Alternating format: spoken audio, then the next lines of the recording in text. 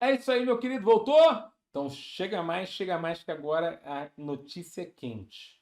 Quando o Tudão fala que a notícia é quente, aguenta na boia porque é quente mesmo. Porque quando você percebe a maldade do avaliador ali, você fala assim, pô, os caras podem repetir isso. Tanto numa questão teórica, objetiva, quanto numa questão prática de você ter que escrever. Então, eu fiquei bem preocupado, assim, porque a princípio a gente vai olhar a fonte da onde eles tiraram aquela determinada informação. E aí o negócio é preocupante. Tá? Mas eu, como um bom futuro colega fiscal, né, de vocês, então a gente está sempre antenado nas informações interessantes e aí a gente vai ajudar você agora de uma forma excepcional, como sempre deve ser feito, né, por um professor para um querido aluno. Vamos lá, fiscal?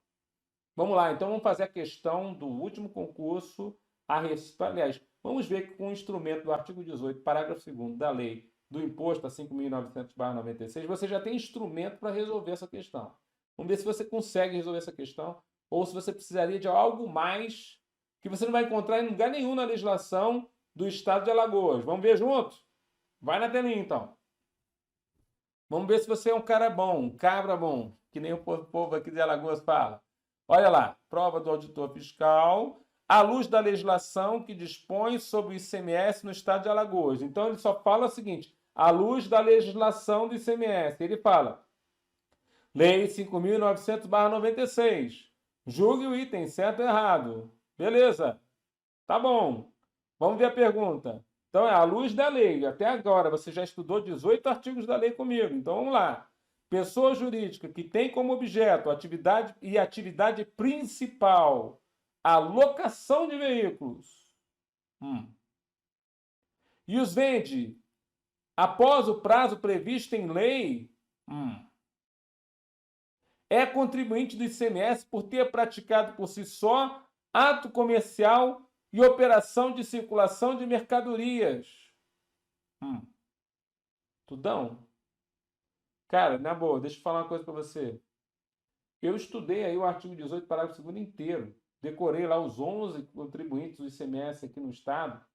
Ninguém está falando lá de locadora de veículos. Tudo bem, tem um genérico lá no final, né? Pô, mas ele já foi logo para locador de veículo, falou de prazo previsto em lei. Que lei que é essa? A 5.900, eu nunca vi falar de veículos objeto de locação na 5.900 sendo contribuinte do ICMS após determinado prazo previsto em lei. Quer dizer, de onde tiraram isso, Tudão? Ah, meu querido. Então, na verdade, é uma questão que cita 5.900, ela não foi anulada, mas ela não se refere a 5.900. Ela se refere à jurisprudência do estado de Alagoas. Caramba, Tudão. Caiu jurisprudência no estado de Alagoas na prova da Cefaz de Alagoas, meu querido. Meu Deus, Tudão. Fala isso para mim de novo, não. E se repetir, se essa moda pega, o cara mete lá de novo questão de jurisprudência de Alagoas para ver se você, a princípio, está antenado no site do TJ de Alagoas. Não tenho nada contra a jurisprudência, mas normalmente na prova de legislação tem tanta coisa lá para. Inclusive, quando ele fala da questão de acordo com a lei, pô, a questão já em si, de acordo com a lei, já deveria ser anulada, porque isso não está na lei. Mas o gabarito da questão aí, volta lá na telinha, vamos, antes da gente, a princípio. Pessoa jurídica que tem como objeto e atividade principal locação de veículos. Vamos ver. Locação de veículos não é contribuinte nem do ISS nem do ICMS, para começar. Porque a locação de bens móveis, locação de veículos não é contribuinte nem do um nem do outro. Tá certo? O subitem 3.04 da lista de serviços ele foi retirado. E os vende após o prazo previsto em lei. Que lei que é essa? É a 5.900? Pô, eu li a lei toda, professor. Não achei nada disso. É contribuinte do ICMS por ter praticado. Então, ele está vendendo o veículo ao final do contrato. Está vendendo o veículo porque, a princípio, a frota tem que ser trocada, porque a locadora de veículos usa muito carro, né? Usa muito veículo. Tá, por si só, esse ato aí é um ato que faz ele ser contribuinte do ICMS. Caramba, onde que está isso, Tudão? Não se preocupe, o Tudão já achou a resposta. Está aqui, cara. Segundo o entendimento do Tribunal de Justiça de Alagoas e do STF, a resposta é um sonoro não. Então, na verdade, aonde que está? No Tribunal de Justiça de Alagoas. Parece que eles gostam disso, hein? Ah, Tudão. Tá aí. Vamos lá. O entendimento em análise é o mandado, aliás, o que está sendo verificado em análise é o mandado de segurança, está aqui o número, cujo a relatoria é do desembargador Dr. Clever Loureiro. O caso traz a cobrança da administração pública para com uma empresa locadora de veículos acerca do ICMS na venda de carros de sua frota.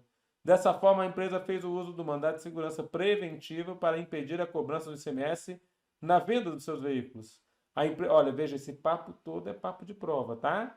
Porque se lá, colocaram jurisprudência na prova de legislação, eles são bem. Deixa eu falar aqui, mas finge que você não ouviu, né? Safadinho, né? Desculpa, você não ouviu, tá? Volta lá na telinha. Né? Que coisa, né, Tudão? A empresa possui em seu objeto social, o que eles fazem? Atividade de locação de veículos. Com isso, é sabido que para tal setor possuir carros novos e com pouco tempo de uso, é fundamental para conseguir competir no mercado. Então, eles têm que ter carro sempre novo e com tempo de uso pequeno. Afinal, o seu serviço prestado está diretamente ligado à qualidade do instrumento utilizado para exercer suas atividades, ou seja, os próprios veículos. Os veículos, nesse caso, são considerados somente bens do ativo fixo, ou seja, para uma empresa locadora de veículos, carros são bens do ativo fixo, fogem daquele conceito inicial de mercadorias. Ativo fixo são bens necessários para a manutenção e a execução dos serviços a serem prestados aos clientes. Então, já vem uma dedução aqui, que é uma dedução do STF juntamente com o TJ de Alagoas. Ah, tá bom, vamos lá, vamos continuar. Não são, então, esses carros da locadora mercadorias, mas sim bens de consumo diário para o funcionamento das atividades exercidas. Sendo assim, devendo estar devidamente registrados na contabilidade como fonte produtora de receitas. Então, eles devem estar devidamente registrados na contabilidade como fonte produtora de receitas. Dito isso, como a empresa não tem intenção de comercializar tais bens, pois são usados na sua cadeia produtiva, a troca desses instrumentos é necessária. Então, ela não tem a intenção de comercializar. Não é essa a intenção desde o começo, né? Comercializar. Ele só quer trocar a frota para se manter operativo. Ele precisa, aliás, trocar a frota para que ele possa se manter ali dentro de uma situação de operacionalidade. Você entende isso? Então, essa é a circunstância, né? Trocar a frota para você ter uma empresa competitiva, vamos dizer assim. Bom, aí ele fala assim, ó, para essas empresas, a mudança do seu ativo fixo não ocorre somente por sua deterioração, mas por sua aparência, por sua atratividade. Como sabemos, todos os anos são lançados novos modelos de automóveis. Olha só que nível que chegou, né, o julgamento lá do TJ de Alagoas. Todos os anos, novos modelos de automóveis são lançados, deixando assim os mais antigos como ultrapassados e também desvalorizados. Por isso, para o setor de locação, a renovação deve ser sempre constante. Para isso, o empreendedor faz a venda de seus veículos antigos a fim de arrecadar algum valor para adquirir os mais novos no mercado. Olha só quanta informação. Observe que sua atividade não é de vendedor de carros. Olha só, a locadora de carros não pode ser confundida com uma vendedora de carros. Ela não visa lucro na sua venda, mas sim uma quantia que colabora para as suas compras futuras, ou seja, troca da frota. Foi exatamente o que a Receita Estadual discordou ao afirmar que deveria haver o pagamento do ICMS decorrente dessa venda. No entanto, é pacífico, olha só que interessante, o julgamento dado pelo TJ de Alagoas cita esse convênio, que eu também acho extremamente interessante para esse assunto. É pacífico que no próprio convênio ICMS, convênio assinado perante o CONFAS, 64 de 2006, que a empresa locadora poderá realizar a venda do seu ativo fixo, carros, sem o recolhimento do ICMS, quando passados os 12 meses. Caramba, finalmente apareceu o prazo, Tudão! Pois é, mas esse prazo aqui, ó, né? Está no convênio. Está no convênio ICMS número 64/2006. Quer dizer, o prazo aqui que ele está falando é um prazo dado em convênio, não é dado em lei, como está na questão, né? Vou voltar só para você lembrar na questão, olha o que ele fala, ó, o prazo previsto em lei, 12 meses. Não está ali na lei, está aqui no convênio. Claro que o Estado de Alagoas pode ter assinado o convênio. Eu procurei essa informação, não achei em lugar nenhum. Passados os 12 meses da data em que adquiriu o veículo junto ao montador. Então, olha, veja só. A empresa locadora poderá realizar a venda do seu ativo fixo, ou seja, dos seus carros, sem recolhimento do ICMS, desde que passados os 12 meses da data que adquiriu o veículo junto ao montador. Isso é muito importante para a resposta da questão. Tá certo? Por quê? Porque esse prazo é citado literalmente ali, né? Como um prazo previsto na lei. Como não estava na lei, né? Não tem a previsão legal ali, então o pessoal pulou nessa questão aí. É porque, na verdade, ele cobrou a jurisprudência e baseada em convênio do CONFAS. Né? E esse convênio é importante porque ele fala, as empresas de locação, quando vendem os seus veículos, que eles compraram novos, antes de 12 meses tem que pagar ICMS. Depois de 12 meses já não precisa pagar mais. É como se os 12 meses caracterizassem aquilo é mercadoria ou ativo imobilizado. Vou falar de novo. Isso é importante pra caramba. É como se aqueles 12 meses caracterizassem aquela determinada mercadoria é mercadoria ou se aquele bem se tornou um bem do ativo imobilizado. Passados 12 meses, ativo imobilizado. Antes de 12 meses é mercadoria. Se ele vender, paga tributo antes de 12 meses. Se ele vender, não paga tributo depois de 12 meses. Tudo bem? Nossa, tudão. Então a questão realmente, além de ser uma baita numa pegadinha, ela a princípio cobrou jurisprudência na prova de legislação tributária do Estado. E aí é importante que você a princípio busque essa jurisprudência, né? E eu já vou dar o bizu para você, ó, bizu, pá. Porque eu fui fuçar lá, estou fuçando, estou atrás, né? É para isso que o professor está aqui, para tentar facilitar a tua vida, para você poder conseguir chegar logo nessa aprovação. Eu quero diminuir o teu trajeto até o teu objetivo. Quanto mais rápido você passar, menos chance de você cair fora. Tem muita gente que não passa no concurso porque desiste, né? Cada 10 alunos de sala de aula, 9 desistem. Que você não seja um desistente, que você seja um persistente, mas para isso é preciso que você passe logo. Então vai lá no site www.icmsalagoas.com.br. Lá você vai ver uma parte lá só de jurisprudências administrativas e judiciais de Alagoas. Vou falar de novo o site. Pega o bizu. Pega o bizu, meu querido. Quero ver onde está escrito isso aí em algum material em PDF ou em alguma videoaula. Galera, só quem está antenado de como foi a prova anterior vai pegar esse bizu, mas eu quero passar isso para você. www.icmsalagoas.com.br, vai na parte de jurisprudência administrativa e judicial do TJ de Alagoas. Tem lá matérias a respeito do ICMS. Quem sabe algumas questões de prova possam vir dali, já que o avaliador foi ali para pegar a questão da prova anterior. Tudo bem? Você viu que eu peguei o gabarito, eu peguei lá o texto que está no site, querido. Para quê? Para mostrar para você, ó, é assim que caiu e é assim que poderá cair de novo. É claro que eu não vou superestimar, não, vai cair só questão de jurisprudência. Não é para isso a prova. Mas, pelo jeito, o avaliador quer fazer o seguinte: não, vou fazer esse negócio ficar bem difícil em algumas questões. Ele deve imaginar isso. E aí, o que acontece? O meu aluno está sendo preparado por fácil e por difícil. Se cair só Lei Candia, você mata tudo. Se cair Lei Candia e jurisprudência, você mata os dois. Tudo bem? Nós estamos aqui, não estamos para brincar, nós vamos lá para arrancar a vaga. Você entendeu? Simples assim. Vem, Sebrasp. Nós estamos se preparando para estar, uma chinelada em você. Professor, eu fui chinelado pela Sebrasp. Eu já esperava, mas a gente se prepara para chinelar eles, e não eles chinelarem nós. Tá bom? Volta na telinha. Então, veja lá, esse prazo, vou voltar lá de novo, né? Esse prazo de 12 meses aí era muito importante. Então, vou ler a partir dali, ó. No entanto, é pacífico no próprio convênio CMS, número 64. Então, caiu o convênio de CMS, pô.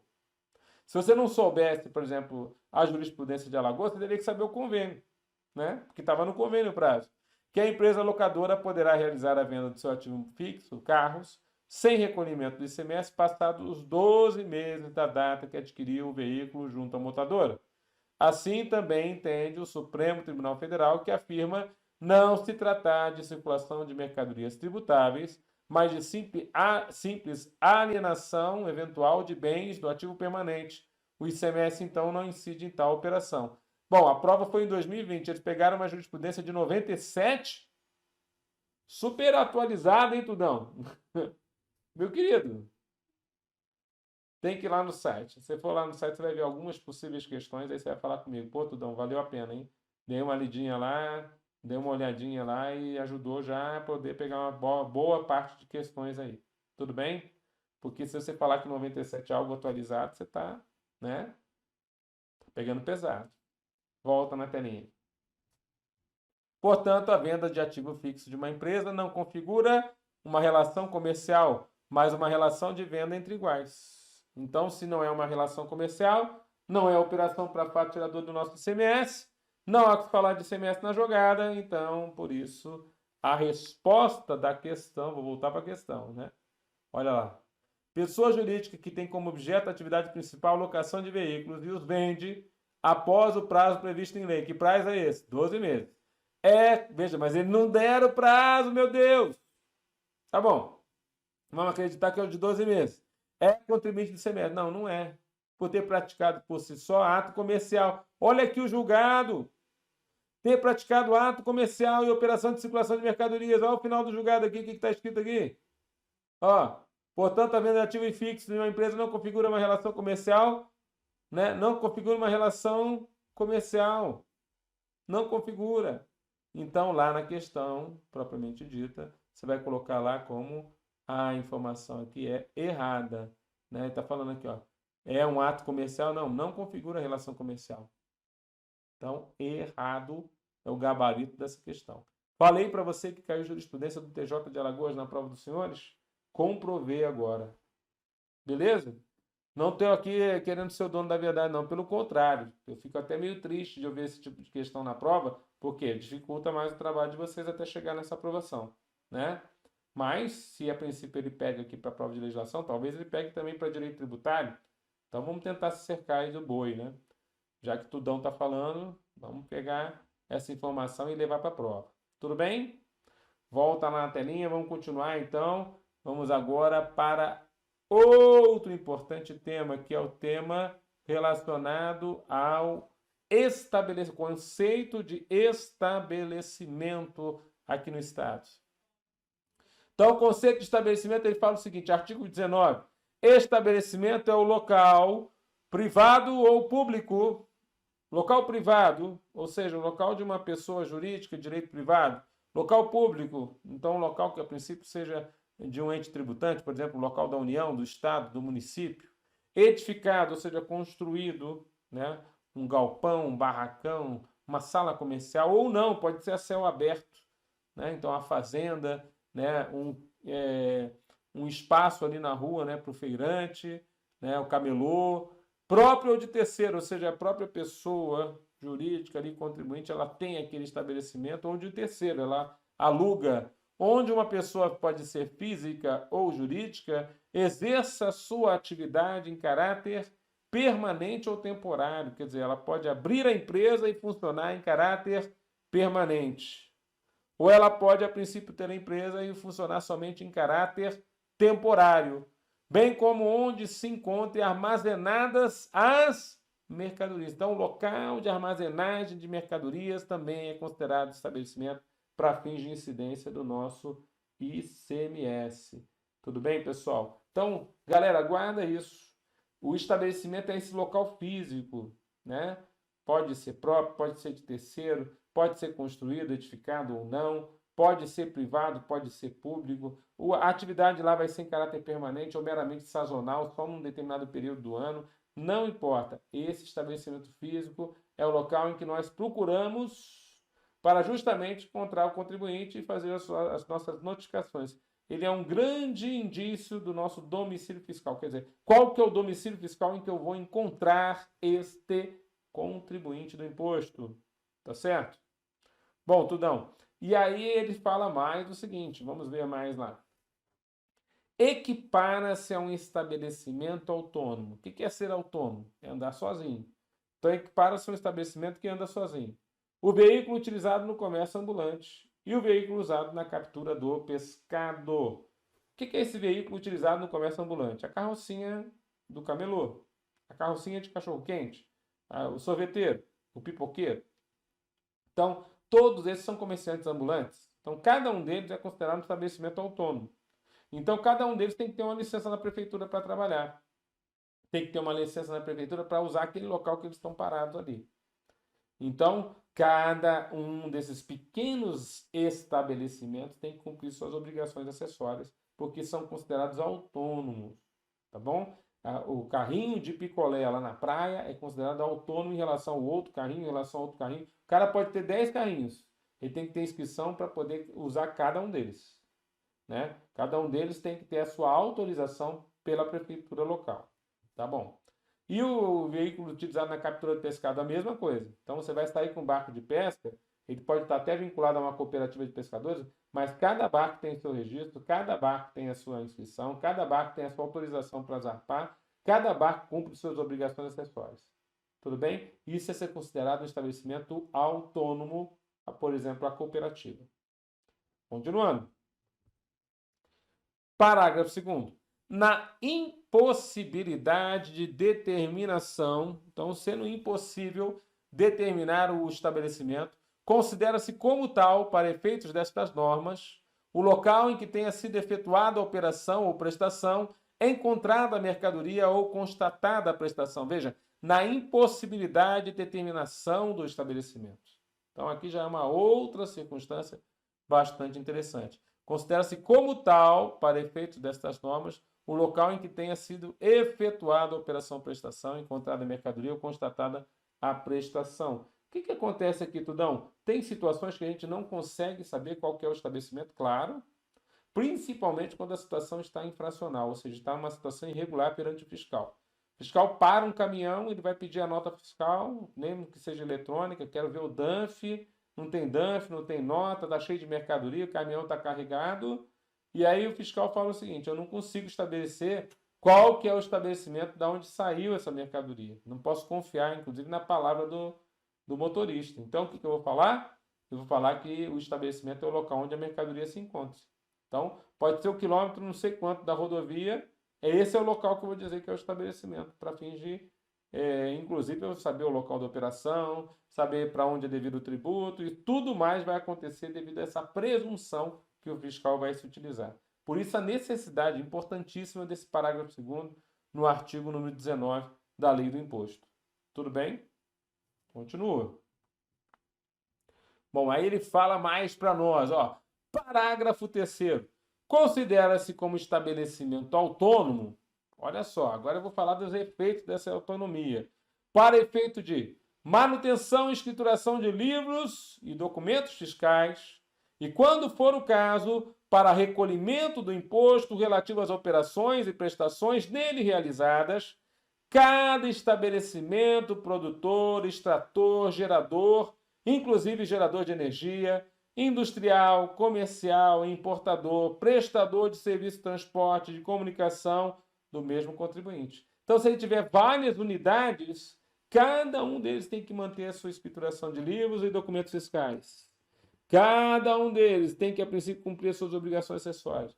E esse é o princípio chamado princípio da autonomia dos estabelecimentos. Veja, ele ainda dá uma dica ali, ó, que as atividades sejam integradas e desenvolvidas no mesmo local. Então, ainda que as atividades sejam integradas e desenvolvidas no mesmo local. Quer dizer, olha só que coisa, né? Mesmo que as atividades fossem todas desenvolvidas no mesmo local, ainda assim nós poderíamos dizer que esta situação é uma situação de autonomia. Significa que a filial está do lado da outra filial, que está do lado da outra filial, está tudo meio que integrado no seu trabalho. Para nós, é considerado autônomo. Veja, a Lei Candir foi alterada e com efeito a partir de 1º de janeiro de 2022, não é para o seu concurso agora, mas ela fala a respeito dessa autonomia entre estabelecimento da mesma titularidade, como uma autonomia que a princípio foi até extinta lá na nossa Lei Candir, né? A princípio indicando que a saída de um para outro estabelecimento do mesmo titular não vai ser fato tirador do imposto por não haver mudança de titularidade e não vai haver a operação para fins de ICMS. Tudo bem, mas você ainda vai continuar cobrando, creio eu, a obrigação acessória de todas as filiais, cada um na sua. Cada um tem que ter a sua inscrição cadastral, cada um tem que ter os seus livros escriturados e assim por diante. Cada um tem que emitir suas notas eletrônicas. Então, para essa parte do princípio, ainda existe autonomia. Creio eu. Estou falando de acordo com a legislação vigente hoje e creio que isso não vai mudar efetivamente depois de 2000, né, 1º de janeiro de 2022. Por quê? Porque é assim que normalmente é feito. Ou seja, o fato de, a princípio, não ter faturador entre dois estabelecimentos da mesma empresa, isso não interfere na situação de que cada um deles tem que ter a sua inscrição cadastral, cada um deles tem que ter a sua nota fiscal escriturada e assim por diante. Tá certo? Volta na telinha. E finalmente o nosso parágrafo 4º. Veja lá o parágrafo 4, o que ele fala? Ó. Respondem pelo crédito tributário. Então, quem é que responde pelo nosso crédito tributário? Todos os estabelecimentos do mesmo titular. Então, essa é uma situação também interessante. Por quê, professor? Porque o que acontece? Todos os estabelecimentos da mesma titularidade respondem pelo crédito de ICMS. Isso ajuda muito a nossa fiscalização. Porque, às vezes, você tem lá uma empresa que tem sede em Maceió, mas que tem filial, por exemplo, num lugar muito afastado e, a princípio, nem o correio chega lá. Às vezes é um lugar no meio da favela, por exemplo. Então o correio coloca aquilo ali como local de grande perigo, então ele nem entrega as mercadorias naquele lugar. Então o correio não chega, mas o fiscal tem que chegar? Não, não é isso que fala. Você tem um auto de infração sobre a empresa que está lá no meio da favela, mas ela tem a filial lá na sede, lá na avenida principal lá de Maceió, eu posso entregar o auto de infração na avenida principal de Maceió. Por quê? Porque todos os estabelecimentos da mesma titularidade, ou seja, que têm o mesmo quadro societário ou os mesmos donos, respondem pelos autos de infração, respondem pelo pagamento de tributos. Então eu posso ir lá fazer a notificação diretamente na empresa que está muito mais bem localizada para fins de facilitar a vida do fiscal. Estou usando a lei a favor do trabalho.